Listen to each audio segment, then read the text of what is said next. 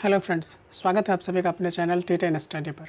आज के क्लास में हम लोग डिस्कस करेंगे ह्यूमन ब्रेन के बारे में। इससे पहले मैंने कंट्रोल एंड कोऑर्डिनेशन चैप्टर का 2 पार्ट करा रखा है, जिसमें मैंने प्लांट के बारे में बता रखा है कि उसमें किस तरीके से नियंत्रण और समन्वय होता है। प्लांट हार्मोन के बारे में बता रखा है और तंत्रिका कोशिका के बारे में भी बता रखा है। ठीक है, देखिए मैंने पिछले क्लास में बताया था कि जो तंत्रिका तंत्र होता है वह 3 चीज़ों का सम्मिलित रूप है, जिसमें मैंने बताया था एक था तंत्रिका कोशिका, एक था मेरुरज्जु और दूसरा क्या था मस्तिष्क, तीसरा। ठीक है, तो तंत्रिका कोशिका मैंने ऑलरेडी बता रखा है। ठीक है, मेरुरज्जु जो है वह क्या है, मस्तिष्क का ये जो पार्ट नज़र आ रहा है इसको हम लोग मेरुरज्जु बोलते हैं, जिसमें बहुत सारे छोटे छोटे धागे के जैसी संरचना होती है, जो क्या करता है नियंत्रण और समन्वय में मदद करता है और सूचनाओं का आदान प्रदान कराता है। ठीक है, मेरुरज्जु के बारे में आप इतना याद रख सकते हैं। आज हम लोगों का मेन फोकस है ह्यूमन ब्रेन पर, कि ब्रेन से रिलेटेड जितने भी पॉइंट्स एग्जामिनेशन में पूछे जाते हैं, चाहे वह बोर्ड के एग्जामिनेशन में हो या फिर जितने भी कम्पिटिटिव एग्जामिनेशंस होते हैं, उसमें जो भी ब्रेन से रिलेटेड, मस्तिष्क से रिलेटेड जितने भी क्वेश्चंस पूछे जाएंगे वो सारा हम लोग इसमें डिस्कस करेंगे। ठीक है, तो उम्मीद करते हैं कि ये वीडियो आप लोगों के लिए बहुत ही हेल्पफुल होगा। ठीक है, तो चलिए स्टार्ट करते हैं। सबसे पहले हम बात कर ले मानव मस्तिष्क। मानव मस्तिष्क है क्या? अगर आपसे कोई क्वेश्चन करे कि मानव मस्तिष्क है क्या, तो याद रखिएगा मानव मस्तिष्क जो है हमारे शरीर का बहुत ही महत्वपूर्ण अंग है, जो नियंत्रण और समन्वय में मदद करता है। याद रहेगा, मस्तिष्क क्या है? मानव शरीर का बहुत ही महत्वपूर्ण अंग है, जो कि नियंत्रण और समन्वय में मदद करता है। ठीक है, मानव मस्तिष्क का भार भी कभी कभी पूछ लेता है कि भार कितना होता है, तो याद रखिएगा इसका जो भार होता है वह लगभग 1400 ग्राम के करीब होता है। ठीक है, याद रहेगा कितना, 1400 ग्राम के करीब क्या होते हैं मानव मस्तिष्क का भार होता है। कभी कभार ऑप्शन में आपका 1350 ग्राम भी रह सकता है, 1450 ग्राम भी रह सकता है। तो आप लोग एवरेज उसमें ऑप्शन के हिसाब से देखिएगा और जो एवरेज लगे उस पर टेक आउट कीजिएगा। ठीक है, तो क्या है, मस्तिष्क का भार कितना होता है? 1400 ग्राम होता है।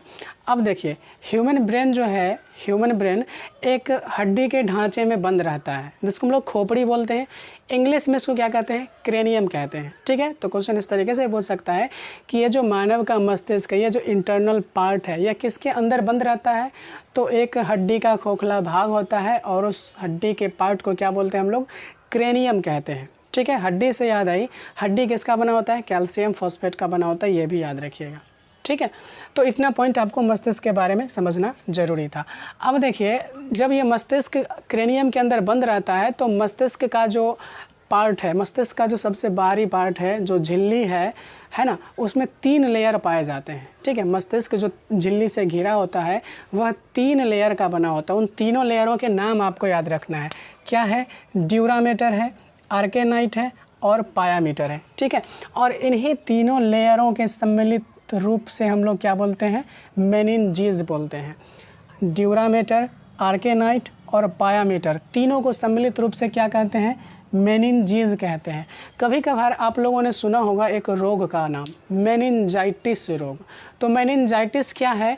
तो कभी कभार मेनिनजीज में है ना सूजन आ जाता है, और जब मेनिनजीज में सूजन आ जाता है तो इसी रोग को हम लोग किस नाम से जानते हैं? मेनिनजाइटिस रोग के नाम से जानते हैं। ठीक है, याद रहेगा मानव मस्तिष्क का जो ऊपरी पार्ट होता है वह 3 लेयरों का बना होता है। ठीक है, तीनों लेयरों को सम्मिलित रूप से मेनिनजीज कहते हैं। वह लेयर कौन सा है? ड्यूरामेटर, आर्केनाइट और पायामीटर। अब देखिए ये जो तीनों लेयर है, तीनों लेयर के मध्य में, या ऐसे कह लें मेनिनजीज के मध्य में क्या होता है? एक लिक्विड भरा होता है, द्रव भरा होता है, जो क्या कराता है? मस्तिष्क को जितने भी बाहरी आघात होते हैं, चोट होते हैं, उनसे सुरक्षा प्रदान करने का काम करता है। तो उस द्रव का नाम क्या है? तो उस द्रव का नाम है सेरिब्रोस्पाइनल द्रव। क्या नाम है? सेरिब्रोस्पाइनल द्रव नाम है उसका, जो कि मेनिनजीज में स्टोर रहता है और मस्तिष्क को जितने भी बाहरी आघात होते हैं, बाहरी चोट होते हैं, उनसे क्या करता है? सुरक्षा प्रदान करता है। ठीक है, समझ में आ गया? चलिए अब हम लोग आगे बात करते हैं कि मस्तिष्क जो है, मानव मस्तिष्क, इसको 3 पार्ट में डिवाइड किया गया है। कौन कौन से पार्ट? तो एक है अग्र मस्तिष्क, एक है मध्य मस्तिष्क और एक है पश्च मस्तिष्क। आप यहाँ पर डायग्राम देख रहे होंगे, ये वाला जो आपका एरिया नज़र आ रहा है, ठीक है, ये वाला एरिया, इस एरिया को हम लोग अग्र मस्तिष्क के नाम से जानते हैं। किस नाम से जानते हैं? अग्र मस्तिष्क के नाम से जानते हैं। और ठीक है, चलिए अब ये इतना वाला एरिया देख रहे होंगे आप, ये जो एरिया आपको नज़र आ रहा है, ये एरिया को मध्य मस्तिष्क बोलते हैं। और ये वाला जो एरिया आपका बच रहा है, इस एरिया को पश्च मस्तिष्क के नाम से जानते हैं। तो जनरली मानव मस्तिष्क के कितने भाग? 3 भाग। कौन कौन सा? अग्र मस्तिष्क, मध्य मस्तिष्क और पश्च मस्तिष्क। अब हम लोग बात कर लेते हैं अग्र मस्तिष्क के बारे में, ठीक है। तो देखिए, अग्र मस्तिष्क जो होता है इसको 3 भाग में डिवाइड किया गया है, जिसमें है आपका सेरिब्रम, ठीक है, डायनसेफलॉन और घ्राणपिंड, ठीक है। इसको याद रखिएगा, एक होता है सेरिब्रम और एक होता है सेरिबेलम, तो दोनों में कंफ्यूज नहीं करना है। सेरिब्रम जो है वह अग्र मस्तिष्क का भाग है और देखिए यहाँ पर सेरिबेलम जो है वह पश्च मस्तिष्क का भाग है। तो कभी कभार कन्फ्यूज़न क्रिएट करने के लिए ऑप्शन में यह भी दे दिया जाएगा, तो उस समय कन्फ्यूज़ नहीं करनी है, ठीक है।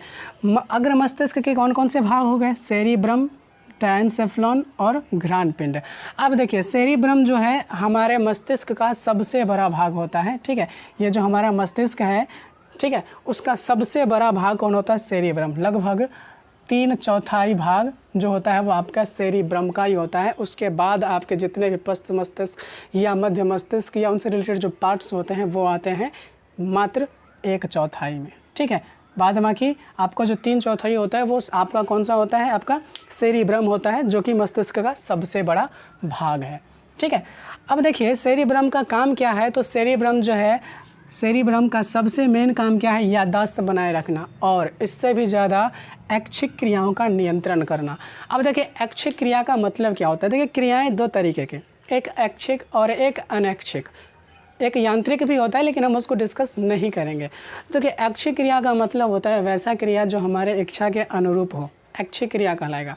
और जो क्रिया हमारे इच्छा के अनुसार नहीं होता है, जैसे हमारे शरीर में बहुत सारे ऐसे क्रियाएं होते हैं, जैसे कि श्वसन, हृदय का धड़कन, यानी हृदय जो धड़कता है वो, ये हमारे इच्छा के अधीन नहीं है। हम चाहें अगर धड़कन को रोकना तो भी हम चाहें तो नहीं रोक सकते हैं, ठीक है। इसका जब रुकना होगा रुक जाएगा, लेकिन हम कितना भी कोशिश कर लें ये नहीं रुकेगा, यानी हमारी ये इच्छा के अधीन नहीं है। तो जो इच्छा के अधीन होता है उसे ऐच्छिक बोलते हैं, जो इच्छा के अधीन नहीं होता है उसे अनैच्छिक कहते हैं। तो हमारा जो सेरिब्रम है वह ऐच्छिक क्रियाओं का नियंत्रण करता है, ठीक है। यानी हम जैसे किसी भी चीज़ को, जैसे हम मार्कर को हाथ में पकड़े हुए, ये हमारे इच्छा के अनुसार है, तो ये किसके द्वारा नियंत्रित किया जा रहा है? तो ये नियंत्रित किया जा रहा है सेरिब्रम के द्वारा। ओके, समझ में आ गया। चलिए अब हम लोग आते हैं डायनसेफलॉन पर। डायनसेफलॉन जो है इसको भी 2 कैटेगरी में डिवाइड किया गया है।